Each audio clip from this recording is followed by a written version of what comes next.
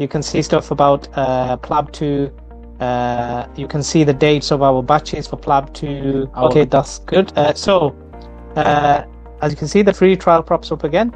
We also offer smart prep bundles. Again, you can opt for the free trial. So what do we offer after PLAB? Because obviously finding a job can be difficult. We can offer you CPD courses, continuing professional development courses. Me, myself, is an international medical graduate. I started my PLAB journey and completed. Brief about me, originally international medical graduate from Pakistan, graduate from NISTA. Okay, so what kind of stations might you get in the PLAB 2 exam? So it's data gathering. It's actually data gathering and technical skills.